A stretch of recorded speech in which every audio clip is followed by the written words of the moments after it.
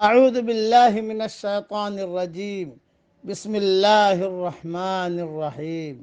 سورہ ابراہیم کی چند آیتیں پڑھ رہا ہوں۔ آیت نمبر 32، آیت نمبر 33، آیت نمبر 34۔ اللہ الذی خلق السماوات والارض وأنزل من السماء ماء فأخرج به من الثمرات رزقا لكم۔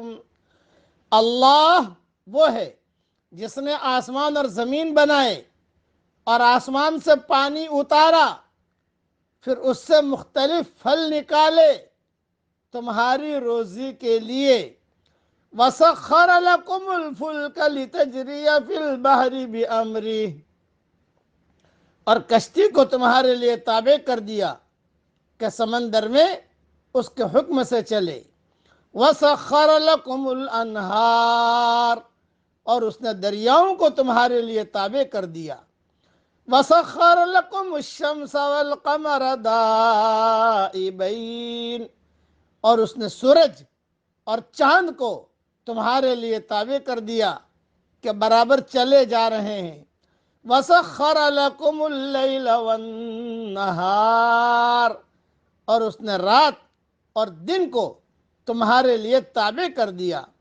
وَآتَاكُم مِّن كُلِّ مَا سَأَلْتُمُوهُ، اور اس نے تم کو ہر اس چیز میں سے دیا جو تم نے مانگا۔ وَإِن تَعُدُّوا نِعْمَةَ اللَّهِ لَا تُحْصُوهَا، اگر تم اللہ کی نعمتوں کو گنو تو تم ان کو گن نہیں سکتے۔ ان الانسان لظلوم کفار، بے شک انسان بہت بے انصاف، بڑا ناشکرا ہے۔ مختصر تشریح سن لیجئے۔ اللہ تعالیٰ نے مخلوقات پر جو انعام کیے ہیں ان میں سے بعض کا تذکرہ یہاں کیا جا رہا ہے۔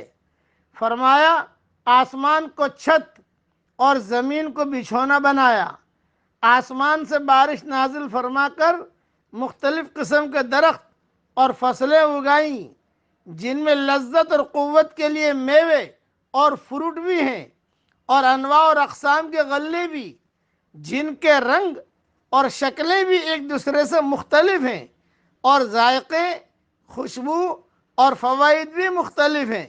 کشتیوں اور جہازوں کو خدمت میں لگا دیا کہ وہ تلاطم خیز موجوں پر چلتے ہیں، انسانوں کو بھی ایک ملک سے دوسرے ملک میں پہنچاتے ہیں، اور سامان تجارت بھی ایک جگہ سے دوسری جگہ منتقل کرتے ہیں۔ زمینوں اور پہاڑوں سے چشمے اور نہریں جاری کر دیں تاکہ تم بھی سیراب ہو اور اپنے کھیتوں کو بھی سیراب کرو۔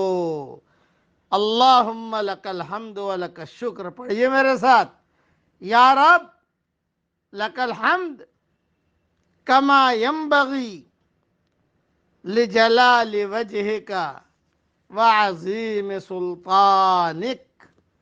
یا رب لک الحمد علی سابغ نعمک۔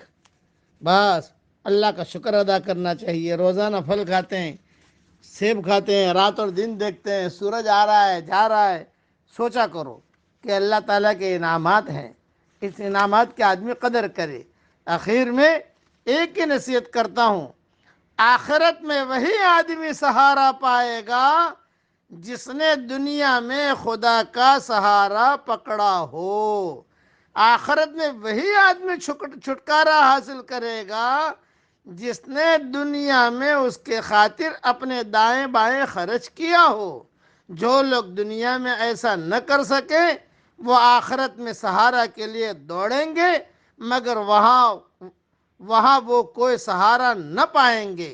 وہ آخرت میں خرچ کرنا چاہیں گے مگر ان کے پاس کچھ نہ ہوگا جس کو فدیہ دے کر وہ وہاں کی مصیبتوں سے نجات حاصل کر سکیں۔ جو کچھ کرنا ہے وہ دنیا کا وقت ہے، اس لیے ناقدری کے ساتھ ہم نہ چلیں، ناشکری کے ساتھ نہ چلیں، اللہ تعالیٰ کو راضی کرتے ہوئے چلیں۔ آمین وآخر دعوانا ان الحمد للہ رب العالمین.